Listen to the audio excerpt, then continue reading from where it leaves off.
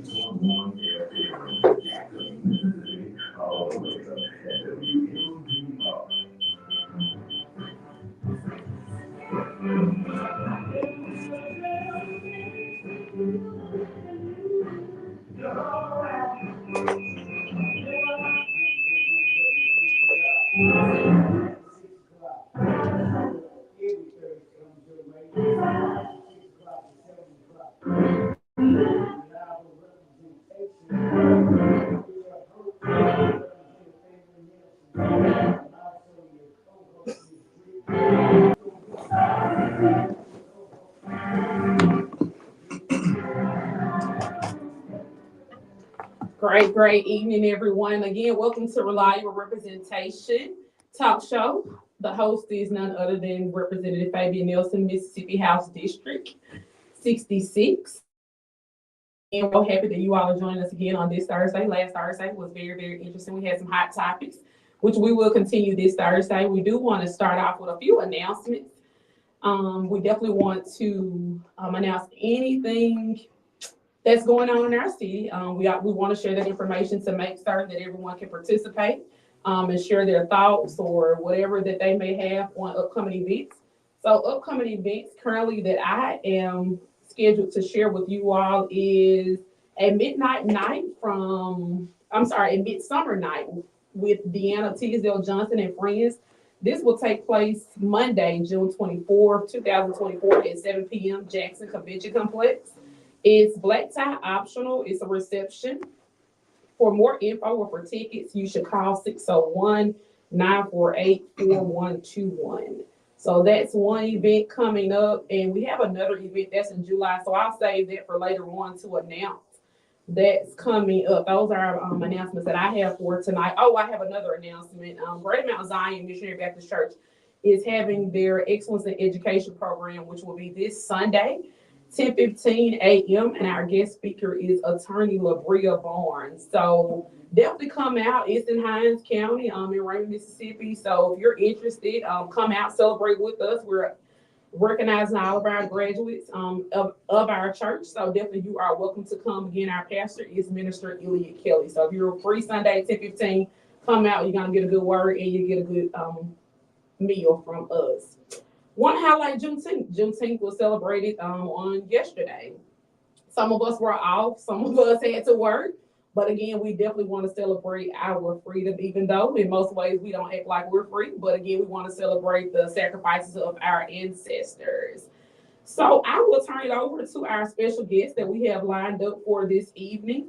We'll go first with Mr. Stewart. Let us know about what happened at the Hinds County School Board meeting on last week. Yes. So thank you again for having me on. It's always a pleasure to come on and talk all things or some things education. And so I did attend the last Hinds County School Board meeting. It was a very basic school board meeting. However, I saw some things that were quite concerning to me. Okay. And so what I have in front of me, so I wrote notes. Okay. Actually, I brought the agenda from the last meeting. And so when you look at the consent agenda, there are a few things that were concerning to me. I'm just going to kind of read this off the agenda. So the first thing, item 7.01, approval to release students from Hinds County School District to Jackson Public School District for the 2024-2025 school year. Item 7.02, approval to release students from Hinds County School District to Canton Public Schools for 2024-2025 school year. Item 7.3 or 7.03, approval to release students from Hinds County School District to Lawrence County School District for 2024-2025 school year. Shout out to Lawrence County High School, that's where I went. Item 7.04, approval to release students from Hinds County School District to Pearl Public School District for 2024-2025 school year. Item 7.05, approval to release students from Hinds County School District to Lincoln County School District for 2024-2025 school year. And 7.06, approval to release students from Hinds County School District to Clinton Public School District for 2024-2025 school year. Now, when I say this was concerning to me, this was very concerning, because what this shows me is that there are students that are being released or that are leaving Hinds County that are going to other school districts. And notice I didn't say release a student. And I'm a person who pays attention to the details. And I didn't say student, I said students with an S that are being released from Hinds County Public Schools going over to other neighboring school districts. And so that is very concerning to me. Now, I can say I do not know why those students are being released or why they are leaving.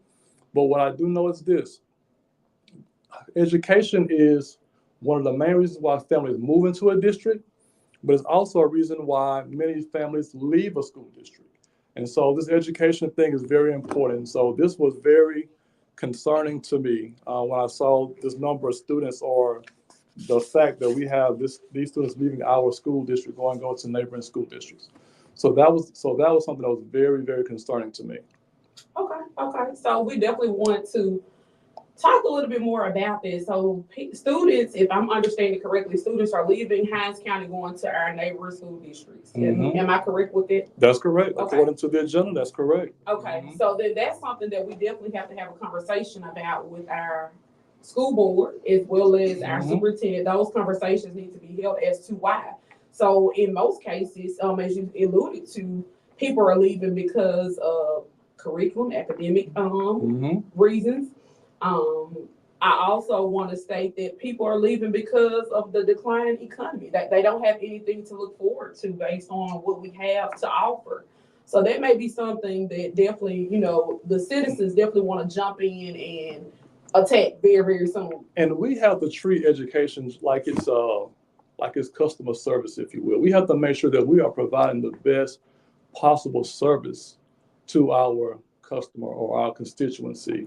And so if, of course, just like anything, retail, whatever the case may be, if you feel like you're not getting the best possible service at a particular place, then you're more than likely either going to not shop at that place again, or you're going to leave and go somewhere else and probably won't come back until later on at a later time. So we have to make sure that we are providing the best possible service that we can to those that are attending our public schools.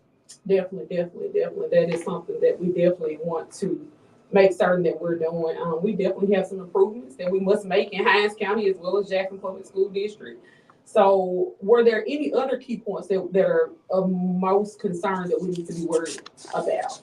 One of the things that did get my attention also is that they mentioned in the school board meeting that the GED program was no longer available, or it was eliminated. And I thought that was concerning. So when you talk about high school dropout, when you talk about recapturing students and how do we bring students back into our school districts, this is one of the ways that we can do that. And so that was concerning to me. But I will say what I was happy about, or what I was proud about, was that the board raised an issue, or they raised a question to Superintendent Sanders, and they asked him pretty much about the dropout data and things like that, or what that data looks like, or is there a plan to recapture dropouts and things like that.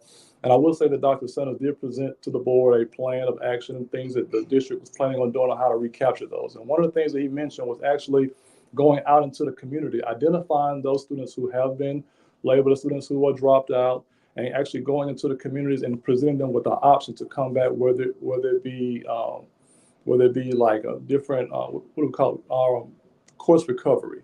Okay. And so things like that. But I was proud of the fact that he mentioned actually going into the communities and going and talking to those students and bringing them back into the community and presenting them with an option that they can come back and be successful and finish their educational career. Okay. Okay. So I was excited So about we, that. we will yield momentarily to Representative Nelson. Hold on one second. So you can speak. All right. Can y'all hear me okay? Yes. All right. Look, I just want to say good evening to everybody. I'm sorry that I wasn't able to be on the show full time, but we're having our graduation ceremony this evening. But look, I'll be here, but I won't be talking much. But I feel like it's important for me to be available and, be here just to, give insight and listen. And thank you, Mrs. Stewart, for all of the information you're providing about the Hinds County School District. And I do want to say publicly that I support Dr. Sanders. I think he's doing an outstanding job. He's very involved in the community, and we're just going to stand behind him and help him do his job to make sure that we're doing the right things in Hinds County School District. I'm going to be here. Y'all will see the video feed. I'll leave the video on so y'all can share in the graduation ceremony with us. Look, they talking loud and all this. I'm gonna mute the mic when I go back in there. But it's a great day. I'm very proud of what we're going to be taking away from this. We have so many great things that we learn from each other, and it's been an overwhelming experience here at Harvard, and I'm excited to be bringing all this great stuff back home to District 66, and it's a great day. I'm too full for any other words right now, so Ms. Bowman, I'm gonna let you take it on back. Thank you. So thank you so much, Mrs. Stewart, for sharing the highlights of the Hinds County School Board meeting that took place on last week. So now we'll yield to Mr. I'm sorry, one more thing, Rob, I'm sorry. The last thing I wanted to mention, and this is very important, and before I forget about it, some important dates coming up. One of the most important I saw on here is on Thursday, July the 18th, 2024, there's a public hearing on Hinds County School Board's district budget for fiscal year 2024 through 2025. So when you speak about the priorities that school board members may have in regards to how they're spending taxpayer dollars in regards to education, this is a way that we can have a voice and how the school board and how the money is being spent and how to help influence the priorities that the school board may have in regards to how district money is being spent. So again, July the 18th, there will be a public hearing on Hinds County School District's budget for fiscal year 2024-2025. Okay, great. So if you're in Hinds County, make note of that. If you are interested in finding out the time of that meeting, definitely call in. Again, our call-in number is 601-948-5950. So now we will yield to Attorney Yemi Kings. He'll share his platform with you all for those who may have missed out on last week. Also, we'll come back to Mr. Stewart because we have some more indulgent education and crime conversation that we're going to have, and I think it'll be both befitting for both men. So we'll come back to Mr. George again, but we'll yield now to Attorney Yemi Kings to tell about himself and about his platform. Good evening, and thank you for having me. Again, I'm Attorney Yemi Kings, and I'm a candidate for Hinds County Court Judge, Sub-District 2. And Sub-District 2 was entirely in Jackson. It includes Georgetown, which is where I'm from, Shady Oaks, Sunset, all of West Jackson, the Queens, South Jackson down to McDowell Road, and a small part of Willowwood. And the previous county court judge was the late, great Judge Loretta Cooper Stokes. And you all surely know that, we lost Judge Stokes last May. And there's a special election in November to fill that seat. And with Judge Stokes, we had a judge that was, born and raised in Georgetown. She didn't leave. And that was a judge that we could all see and talk to. And I wanted us to continue to have that. And I'm born and raised in Georgetown. I'm a graduate of Lanier High School, Tougaloo College, and Thurgood Marshall School of Law. And when I finished law school, I moved back to Jackson, back to Georgetown, and opened up my law office on MLK. And I've been there serving the Georgetown community as an attorney for 15 years. And now I'm asking for the opportunity to serve as your next county court judge. Your county court handles 3 different areas. One is going to be youth court. And I believe I have the right experience in all of these areas to serve as the county court judge. I'm currently a youth court prosecutor. In youth court, we handle cases where we got young people charged with crimes or what we call committing delinquent acts. And we also handle those cases where youth are being abused and neglected. And we got to make sure we get them in a safe place. So I've been handling those cases as a youth court prosecutor for the last 8 years. But more importantly, I serve as a youth court mentor, where we try to help some of these young men keep them on the right path before they get too far down that path and we lose them, to the streets or to the grave. Also, county court handles criminal matters, and that's going to be your preliminary hearings and setting bonds in felony cases. So right now, I'm the deputy county prosecutor for Hinds County. In that role, I focus on violent offenders. So when somebody comes in the county court charged with, let's say, a murder, I try to make sure they don't get out on the low bond and get right back out and keep just re-victimizing the community. Also, the county court handles civil cases. So where if you're suing somebody for over $3,500 up to $200,000. So let's say you pay somebody $10,000 to do some work on your house and they didn't do it. County court's a place you could file that lawsuit and file that civil case. I've worked as a plaintiff attorney, a civil attorney, suing people for damages. I've also worked as a defense attorney where I've represented people and businesses, government agencies when they're being sued. So I've sat in every seat in the county court, and I've handled well over 1,000 cases in the county court. And I believe I have the right experience to be the county court judge. Okay. Awesome. So great. So thank you for telling us that.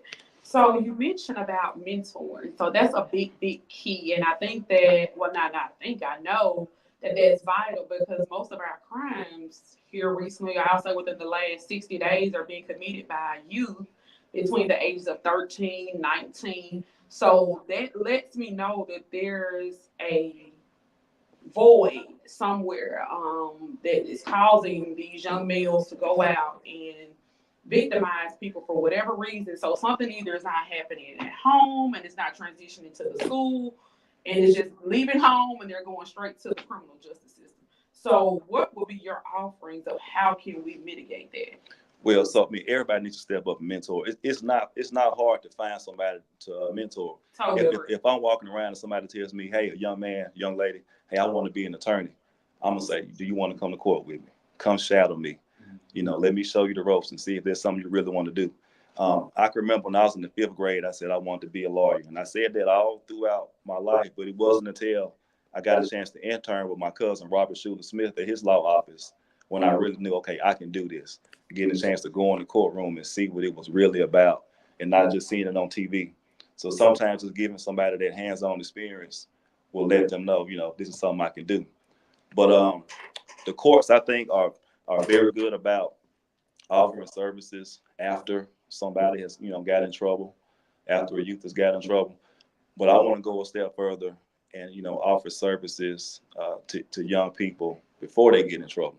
Great. And at least make it to where families and parents can know where all these resources are, put them all in one place so they can know there's things that these kids can do. One thing that kept me out of trouble growing up was just playing basketball and being in the band, just always having something to do. I mean, we'll get out of school, do our homework, play basketball till it got dark. I mean, and then I pass by parks now, it look like they're empty. I don't hardly ever see kids at the park playing basketball now. But I mean, we just got to have something for these kids to do. We got to do that. Great. So that brings me to a point about mentorship. Today, I actually did a story about how a library is laying dormant in a South Jackson community off McDowell Road next door to Key Elementary. And so myself, Representative Nelson, of course, he's participating virtually today because of his graduation from his Harvard Fellowship. But if you have any comments or concerns, definitely you can always shoot them to him via text or call or email, however you choose. And we have other mentors that are assisting in this project, but we mentor, like I stated, at Key. There's a school that's there. On the days that we go, which are like twice a month, we go on Wednesdays, and you see anything from drugs being done, the back doors kicked in at the library, the grass is overgrown, people are living there. So when you say mentor, that puts me in the mind there. If someone would, because most of the people that we're seeing look like they can't be no more than between the age of 21, 30, 18, some. So that lets me know that somewhere along the way, that additional support was not provided to them. So which has led them to the streets. And so they're out where these babies, and I call them babies because it's elementary school and the students that are attending there are pre-K through fifth grade. So they have to walk past this to see this every day. This is the everyday routine. I'm just only seeing it the frequent times that I drive down McDowell Road or the times that I go to Key to mentor these students.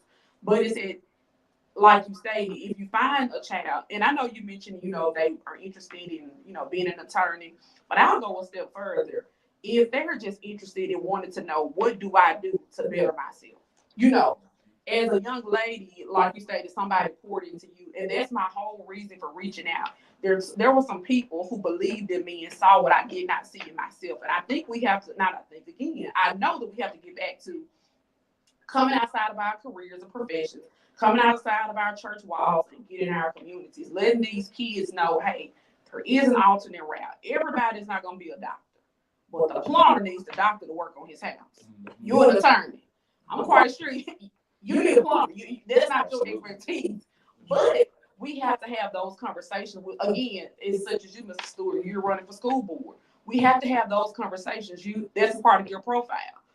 Community engagement. So that all works. So they won't be in Attorney King's office saying, hey, I need some, criminal help because I landed in a bad situation. If we start now putting those measures in place, like you alluded to, you pass by the park, there are no kids there. Well, first of all, our parks don't even look suitable enough for even taking our children. So that goes back to our leadership. What are we going to do there? How are we all going to play a part in stepping up to the plate to try to change the narrative? That's right.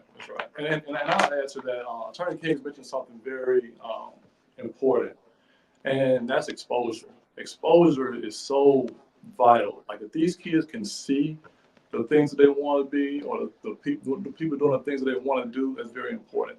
And I mentioned one of the things that I did when I was a classroom teacher was I started this program called Law Day. And it was in partnership with our school counselor. And basically, Law Day was students who were interested in the law profession, whether it be attorney, judge, court bailiff, whatever the case may be, in partnership with Judge Kidd. Shout out to Judge Kidd. He's an awesome man. And so he partnered. It's nothing for him to go inside of school and talk to these kids. And so what we wanted to do was kind of flip it. Instead of him always coming into the schools and talking to the kids, I could actually bring our students to him and actually see these things in motion. And so we partnered with him and we brought kids to, and the thing is, we're so used to, like in the past, where this wasn't some scared straight type of thing. Back in the day, only time kids would go down to the courthouse was when we were trying to scare them straight. And so this was a chance for kids to actually see law professions. And so what you all are talking about is very important. What I'm seeing here is community engagement. And so our schools have to do what's necessary in order to make sure that community engagement is taking place. We can't just keep focusing on schools, on state tests. We have to step outside of that realm as well and really get engaged, because this thing is going to take a collective effort. It's not just what's happening inside the schools. It's not just teachers, not administrators, but the entire community as a collective. So make sure that our students are doing what they need to be successful. Totally. I agree. And so that gives me to another question with Attorney King. So in your opinion, what can be done for us as citizens, as community stakeholders? Kind of share with us, what can we do? Because maybe people who are listening don't know exactly what can we do. What can we do differently to assist you as you transition and as you run and campaign for the office? How can people assist you? What ways would you need assistance in as you approach the bench, as far as and not just children. Well, let me just, that's a topic that we hit on. But let's just go a step further. Like you mentioned, hey, someone does some work on your house and they need to come. Okay, so what's the perimeters? How does that work? Because we do have people out here, they're not as informed and don't know the policies, process, rules, regulations, how that really works. So first thing, we got to get out and vote. I run across way too many people that say, "Hey, I would love to vote for you, but I'm not registered." I'm talking about 18 on up to 58. I mean, we got a lot of people that we just got to make sure we get registered to vote, make sure we vote, and then when you get that jury summons in the mail, show up, because when you show up for jury duty, either you're trying to help somebody get justice one way or the other. Either it's a civil case where somebody's suing, saying they've been wronged, or it's a criminal case where somebody is being accused of something. They may be saying, I didn't do it. But either way, this person can't get that justice if we don't have those jurors to show up and hear the evidence and make a decision. So those are two important things that we can do to tremendously help the court system. Gotcha. So that is a great point. So I'm glad you brought up jury summons, because that leads us to the recent conviction of the Jordan Cummings situation that recently took place this week. And I'm quite certain that people received the notification that, hey, people probably felt a little biased about, hey, I don't know if it's something I want to participate in, but however, it ruled in favor for the family of the deceased. Yeah, in Mississippi, you have to have a unanimous verdict in order to be convicted, all 12. I think in Louisiana, you don't have to have all 12. You can have a majority. Okay, wow, I did not know that. I didn't either. Wow. Yeah, but here, you got to have a unanimous verdict, and the state has to prove a case beyond a reasonable doubt. And when you hear the facts, and if you have a reasonable doubt in your mind about whether or not this person did it, that person, you're not supposed to find that person guilty. That's the beauty of our criminal justice system. I think it's the best in the land. It's not perfect, but I think it's the best in the land, that you get a chance to let a jury of your peers hear the case. They don't know you, and they make a decision. Wow, that's something I did not know. So let's go a step further. So the jury, that's who makes the final decision. Yes. Okay. So when the decision is made, the judge is only executing, I'm assuming, what the judge will then determine the sentence. Gotcha. And the judge can sentence to whatever the statute allows, well, between the minimum and maximum, the judge will decide. And it's, some cases it can only be life, or, but the judge will make that determination. Then after that, you have an appeals process where the defendant can appeal this conviction and say that, maybe they feel that something happened that was unconstitutional or improper, and they can appeal it on up to the Supreme Court. And then they can decide whether or not something inappropriate occurred. They could affirm the conviction, they could send it back. But again, that's just part of the process. Even when you get convicted, you can still have another set of eyes to look at it. Gotcha. Okay, so this is Law 101. There you go. These are things I not know anything about. But again, I'm not trying to be on the wrong side of the law. So it's a teachable moment so that you will know, how things work and the rules, the processes, and how things are really going. And again, I think our students, our children need to know this, because you're around here committing crimes and you're not looking at the bigger picture. I was told yesterday about a child, 12 years old, walking around with an ankle monitor. I'm like, 12? When I was 12, that was the last of my mind. Because probably you wouldn't even hear or even know me had I been at the age of 12 and I was around here victimizing people. You wouldn't even know it, Brittany, because my mom, I was off the face of the earth, because those were things that we were just taught not to do. And I go back to it.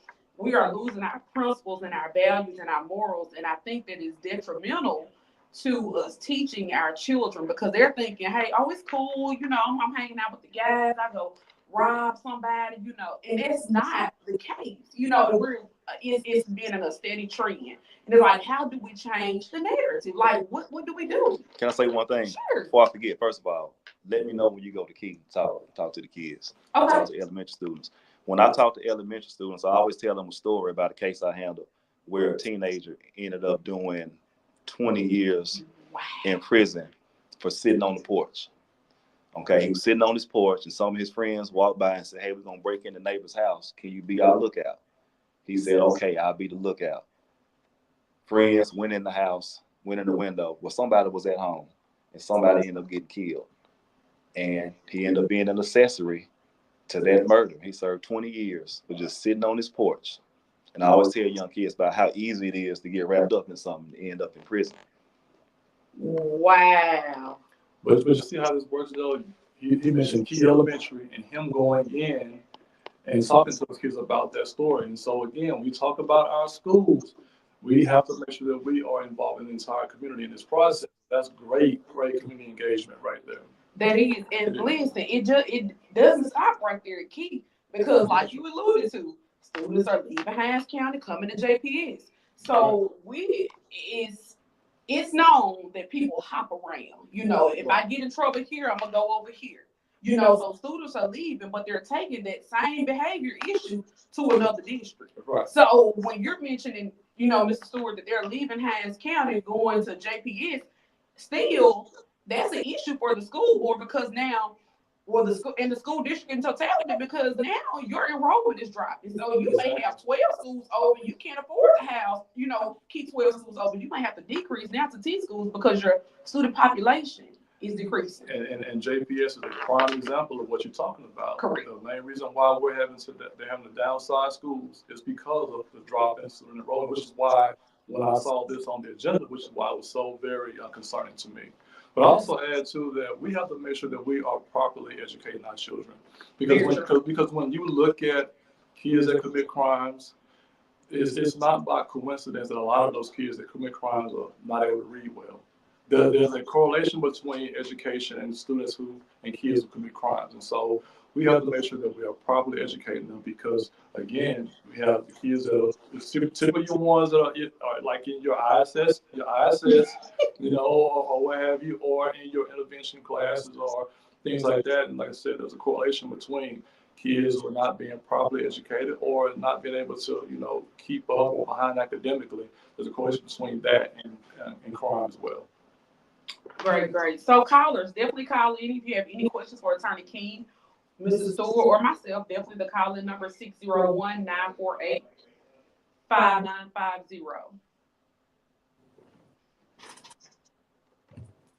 Thank you for calling Reliable Representation. How may we help you? Yeah, good afternoon, people. Thank you for taking my call. Good afternoon. Listen, I'm a proponent of things y'all talking about, especially dealing with the kids, because you know that touch goes home to me too. But I will say this right here: I think it's a good thing that these kids are getting out of the school system, because I don't really think the school system is equipped to teach our kids. And I'll be honest with you, I don't care what type of education you have, I don't care what the curriculum is for the school system. The issue with our kids is, I'll just be honest with it, I put it 100% on the black males. The men are weak. It's a shame when you got the big white people to try to take care of our kids. If we men, because we align, if we come together and we decide to say, look here, whatever affects your child, your son, it affects my son throughout the whole city. We need to come together as men, and we need to meet, and we need to say, look here, this is how we going to govern our community. And once we made the decision, we going to draw the line. And all we got to do is we going to draw the line. That's with the kids, that's with outside people, that's with the school system, and we need to pool money so we can we need to build our own schools, because all this homosexuality, all this stupid stuff, we don't need this stuff around our kids. And we can't ask these white folks to give us money to build school. These kids are our future, this our investment. So I put this on the men. If we get our own money together and build our own schools, we're going to implement our own rules, our own criteria, our own learning. We're going to bring the Bible back in the school system. And that is what it is. If you want to participate, put your money in. But all that other stuff, it ain't going to work. Okay. It's not going to work. Well, we thank you so much, Colin, for calling in and sharing your opinion. I appreciate it. Thank y'all. You're welcome. So I totally agree with some of the stances of statements that he made. I will share this with you all. When he said a man, I would never forget. I was a 6th grade student at Sidewell Middle School under Dr. Greta Terry. And she mentioned to my mom, she said, Brittany just keeps acting out. She she must doesn't have a male role model in her life. Well, at this time, my dad had already been murdered. So again, I was seeking for love or attention from males at Southwell Middle School because I wanted that attention from the opposite sex. So that caused me to act out and do things that were definitely rare, because it wasn't attributed to my upbringing and how I was instilled. So a male does play a major role model as I'm speaking for a female in a female's life, but as well as women have to do our part as well. And as a woman, I don't see us as women. We're not standing up as well doing our part. But I'll share this platform with the men because you all are men and have children. Yeah, and I'll just say, to this point, I was speaking at a church this past Father's Day, and the message that I had was, I believe that strong men are the foundation to strong communities. Very. And so, to this point, he's right about that. But there's something to be said about kids being able to see themselves in somebody else, particularly in men. And so that's why I also push so hard to make sure that we also have young black men or black men in general in our classrooms, because also we talk about crime, we talk about kids with behavior issues and things like that. It's typically on a large scale, it's our boys. And so if you surround them around, they can see themselves in somebody else, it does make an impact. It is. Absolutely, and I believe that male presence, male role models are so important. I was raised by my mother and grandmother, and I had to learn a lot of hard lessons, trying to figure things out on my own. And in some parts of my life, my father was in Africa, so I couldn't see him at all. He was all the way across the world. So I always value having that male presence, and I know how important it is. Definitely. Thank you so much for calling Reliable Representation. How may we help you? Hey, I was in his Westside Ave, better known as Albert Coleman. And so I was listening to y'all show. And I think there's more mentorship around the city of Jackson. I'm 56 years old now, and I don't get out in the streets before. And, it's pretty tough out here when you got a lot of hard-headed kids. Like what I got going on at my church. I'm a member of Brady Antioch Baptist Church, Pastor Clyde said my pastor. I'm a alumni of Lanier. Pastor Pettis is an alumni of Lanier. And we got a mentorship program going on at our church, and I'm over the program. And so, to some of these guys, you really don't want to reach out to because they are so ruthless, and they want to be so bad because they have guns now. And so they allow this, you know what I'm saying? It's like, it's not against the law for these kids to have guns. And like, it seems like to me, it goes certain age limits. And you got a convicted fellow like me, and you're going to trying to approach these guys with guns and stuff. I mean, I'm taking a life chance. I'm a victim of gun violence also. And like, I'm taking a chance approaching one of these youngsters by me not being a convicted felon, not being able to carry firearms or none of that. So it's kind of a dirty if you do, a dirty if you don't situation. But like I said, I'm open for anything that anybody is trying to do to help the younger youth in the city, and I ain't hard to find. And everybody knows me. I'm very popular throughout the Jackson, Mississippi community and Mississippi period. Okay, well, thank you so much, Mr. Al, for letting us know. We definitely would love to have you a part of Key. So when we go back to Key with a new school year, because like I say, we're working with elementary students over there. So definitely, I think it starts with them. We can get into them, that can kind of counteract some of the behavior that they're getting in middle school and high school. So definitely, we have, like I say, we have some fifth graders over there, and they think that's the life, that they want. But definitely hearing someone that's a convicted felon, and as Attorney King said, sharing his stories, I think that would be very impactful. I still think that the time. Okay, well, thank you so much for calling in. We'll definitely reach out to you. And, I'll say to his point, I can definitely understand why the apprehension is there, because these kids are different. They are. But I believe that it's in the approach. I think the way that we used to do things, back in the day, how we approach the kids, it has to be different. I believe if they feel like the intentions are good, I think that they're at least open to a conversation. I saw a story maybe a couple weeks ago or a month ago where the mayor in Memphis actually went to the streets and talked to these gang members and these individuals about things in the community. So I just believe that we have to work on building trust. I think we have to build respect. And I tell my students, even when I was in the classroom, I told them, I said, respect goes both ways. I don't just expect respect from you, but I'm also going to give it. And I think we have to make sure that we just kind of establish that respect level between, between both parties. And I think that the intention is there, the intentions are good, if the respect is there, then I think that they'll be at least open to a conversation. Yeah, look, I'm gonna be honest. I don't just walk around reaching out to everybody, any and everybody, because number one, I'm a prosecutor, and I put people in jail, and I don't know who I'm walking up on. But if I see somebody that seems like they're receptive to it, then yeah, I'll reach out to them. Yeah, and I totally agree, because as the caller did allude to, you do have to be careful and mindful of who you are saying something to, because it will become a war of words or a war of action, because some of these young people feel as if they've arrived, they know, and they really don't know because they're clueless, but they feel that. And so it is our job to do a better job as being engaging and impactful as we can, but we need everybody, like all hands on deck.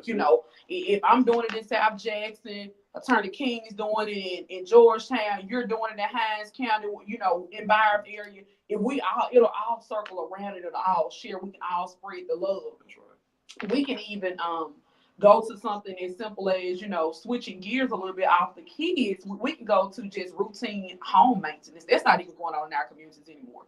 It used to be where people would do something simple as keep their grass cut. That's not even happening, which again depreciates the value of your home, your property value, and it also gives a bad name. When people come into the community, it's looking like, I don't want to live over there. It's nasty, it's filthy, and presentation is everything. And our presentation currently, what we're looking at, is very poor. And so that goes back to, again, Attorney King, you've mentioned about your position, you in Georgetown, where Georgetown is an older community, been around a while, went through different eras of generations, but it's one of the older prevalent communities in Jackson. Right. So and it's on the main thoroughfare. You have Medgar Evers, Martin Luther King. Those are two proud proponents that we as African Americans have to be proud of. But the neighborhoods and the interactions as far as the students, the families, it's not representative of how far we've come. That's true. So I definitely think we must go back to some tactics that work. Definitely. But we must go back to what works. And as you alluded to, Mr. Stewart, we definitely have to meet the children where they are. Letting them know that they do have a resource. They have a resource. That's it. And there's so many resources that people don't know about. Like I didn't know Mr. Al had a mentoring program with Reverend Tate, and they from 833. I didn't know that. So we got to do a better job of letting people know about these resources, putting them all in one place so people can know how to reach them. Definitely. That's right. Thank you so much for calling Reliable Representation. How may we help you? Yes, I wanted to make a comment on the topic for tonight. Yes, ma'am. Let me introduce myself. My name is Janetta, and I'm a concerned parent and citizen. 5 of my kids were raised in the Jackson Public School System. And my last one, I took out the Jackson Public School System because it just wasn't like it used to be. So, like I said, the time going back until the time up to now is different. And he was in the 12th grade. And so I let him go to finish school in California with my brother. And one of the main problems, and I see some of the contributing factors of this, the students, the schools are the crime, the infrastructure. It's just a lot of drug usage, walking around, and the sight of the city is what I'm seeing. It's not appealing anymore. So the school system, a lot of people look at those and say, well, I'm going to take my children out of the school system. It's not because the teachers aren't doing what they're supposed to do. Yeah, I know a lot of people complain about the students aren't learning anything, but they had gave some money back, and it was years back, to fix up some of these schools. Why did it not? It didn't happen. Instead of fixing up the schools, it seemed like the school started shutting down. I see certain corners of this school is shutting down. Chastain, a library crossing Chastain, the library is just gone. So you're taking all these resources away from these future leaders, these kids, and leaving them with not nothing. Location. And I will let you go, because I know you don't have all night. I don't see none of this stuff happening in Madison and Pearl and Flowood. It is the leaders also. It is how they are doing their job and how they are managing the funds and the money. Because if you got strong leadership and honorable leadership behind what's going on, it's gonna tell you what is going on. And a lot of people don't want to look at it that way, but we have failed. Parents have failed. The city leaders have failed. The politicians. It's just a lot of corruption and a lot of stuff that is contributing factors to why people are leaving. And you have to look at that also. Okay, well, we thank you so much for your comment, caller. Thank you so much. You're welcome. So she shared a plethora of things, and the first thing I want to touch on when she stated politics. People are looking for politics now as a job. It's no more, well, I don't want to say it's no more. It's less of servitude. To be a elected official, I look at it as a servant. You have to be willing to serve the people that you're stating that because it's a job interview, really. You're running for a job, you present your resume, and the people are the determining factor if you were hired or not for this job.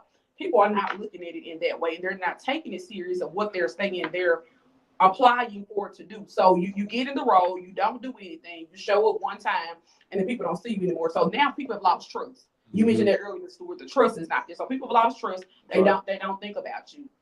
When she mentioned the education system, I know that you had to move, or people are moving for various reasons. However, that is the time that we should be beating the doors down, as you did school board meetings. Why are we not there? And I get removing your child or your children or your whoever you over. But that's not only the answer. You got to show up at these board meetings. You got to make your voice heard. And I hate to say this, how white people get things done? They show up in droves. They put their money where their mouth is. They do. I'm not talking to you. I'm not gonna keep saying the same thing to you. I'm gonna show up and I'm gonna show you I mean business. That's right. We don't do that. We wait until the last minute or two until it's too late, and then we want to say, "Well, I did this because of these." We have to stop making excuses and say, "I don't like what's going on. I'm going to show up. I'm going to voice my opinion respectfully now, not being disrespectful toward people and not respecting other people's feelings. In a respectful manner, I'm going to state my faith to claim and then addressing it there." And we have just lost it altogether. We're no longer doing it. So again, I understand her opinion on that. I mean, we even got started at the basic level, even going to PTA meetings. They don't even exist anymore, do they? Yeah.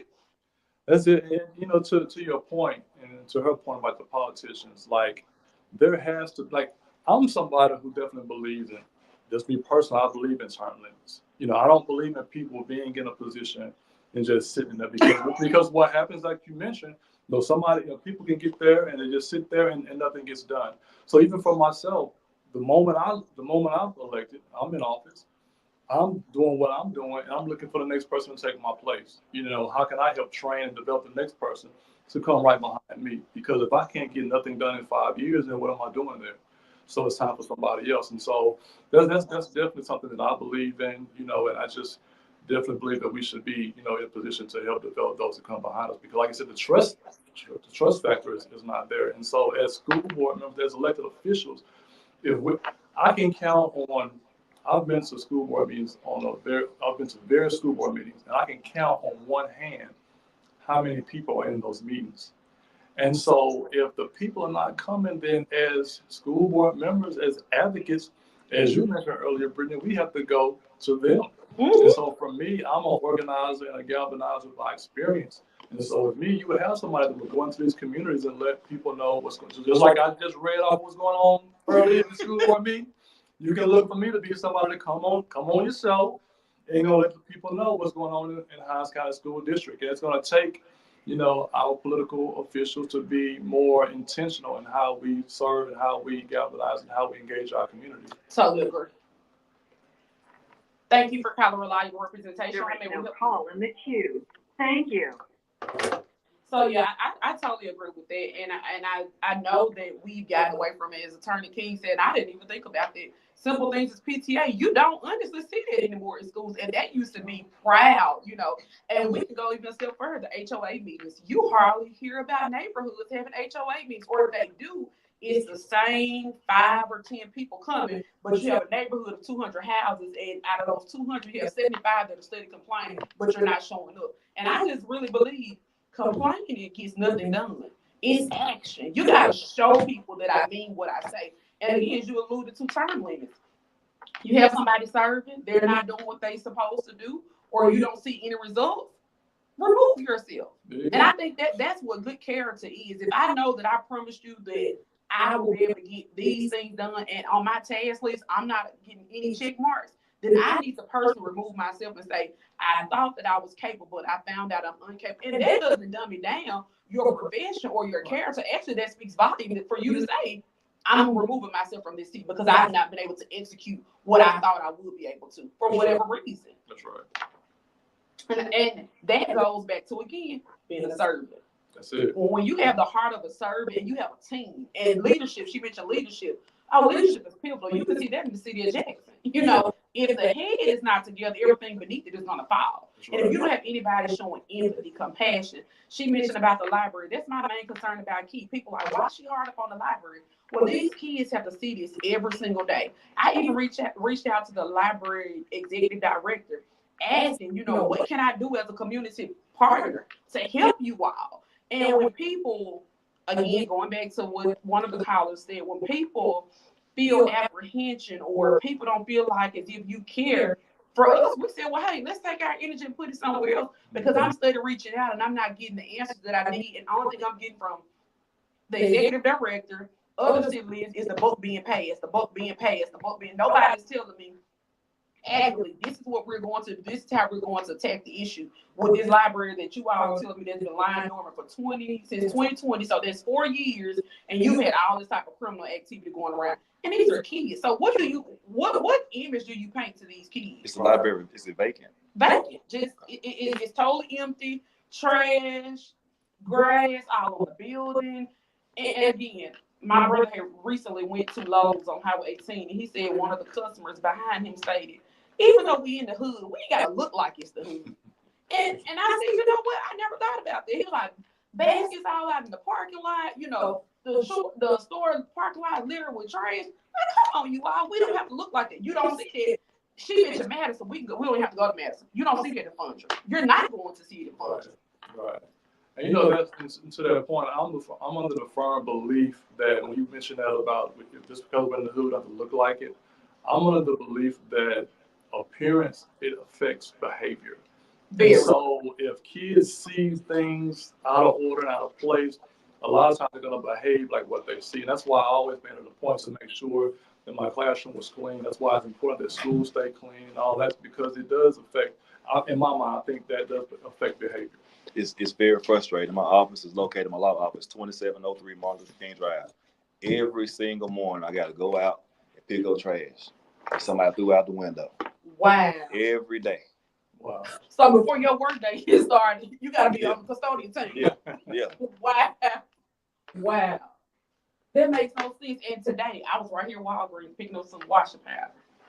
I saw this guy come out, take his paper, and just throw it on the ground. Wow.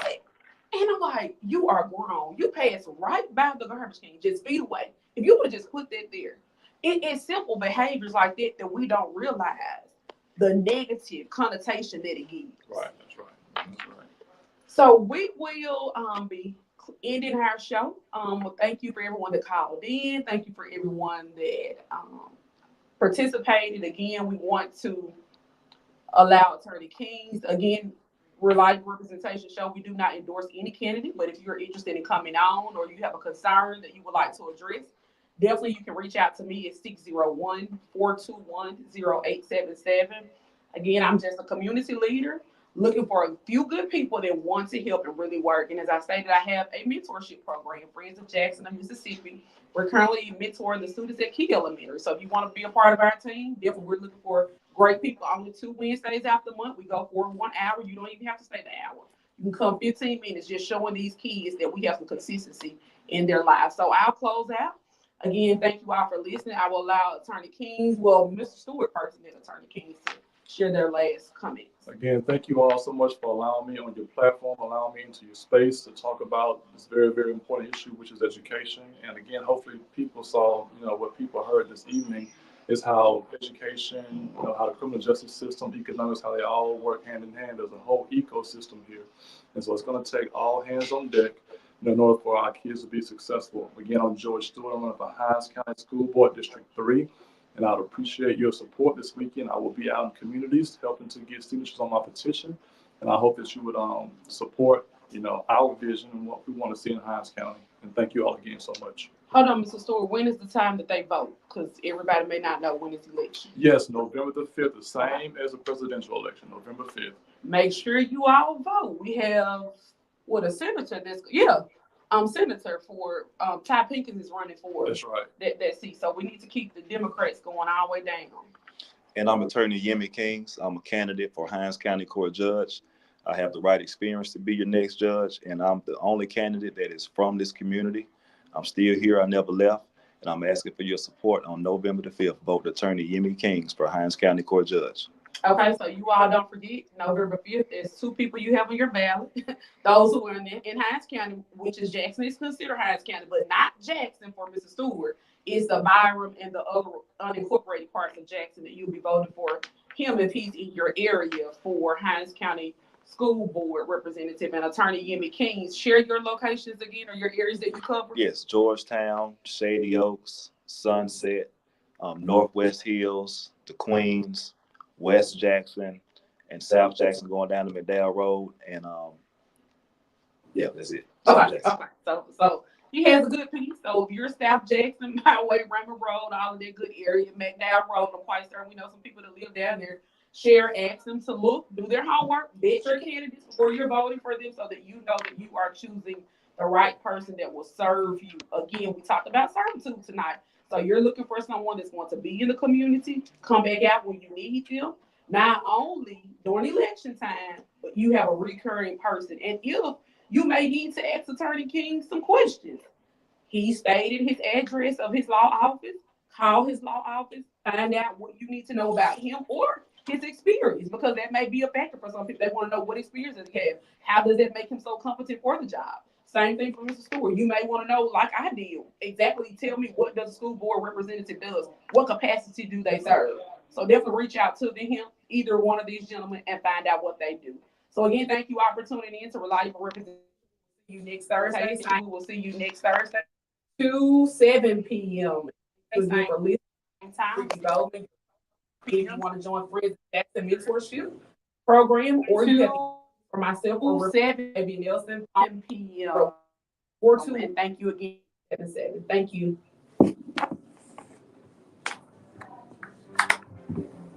Hand, I want to hear your mouth today.